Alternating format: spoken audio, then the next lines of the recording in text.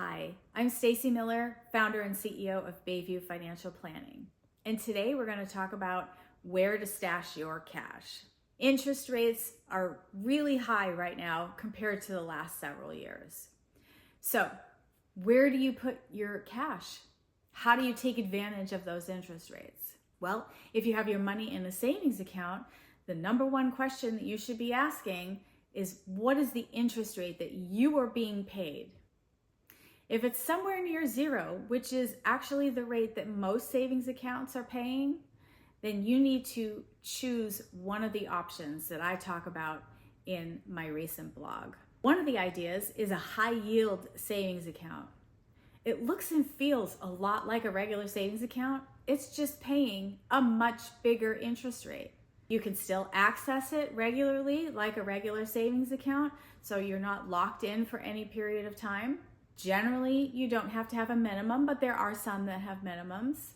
But basically, a high yield savings account is a savings account that's just paying you more interest. So that's a no-brainer. Another option is a CD. Now, CDs are generally paying a little bit more than a high yield savings account, but the caveat is what you give up is your money is locked in for the duration of that CD. Maybe it's a 6-month CD, a 3-month CD, it could be a 5-year CD. So the only money that you want to put into a CD is money that you don't mind being locked up for that duration. And then you get that high interest paid back to you. It's wonderful. Another opportunity is a money market. Money markets are generally through your investment account, your brokerage account. There's a money market, and that pays a much higher interest rate than your regular savings account as well.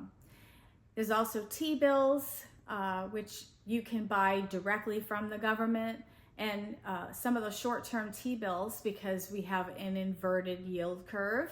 I'm not going to go down the rabbit hole of explaining that, but just suffice to say, the shorter-term T-bills and the shorter-term interest products are paying a little bit more than the longer term ones, which feels counterintuitive, which is why it's an inverted yield curve. So I hope you'll check out my blog and find out where to stash your cash so that you can get the biggest bang for your buck. My name is Stacy Miller, founder and CEO of Bayview Financial Planning.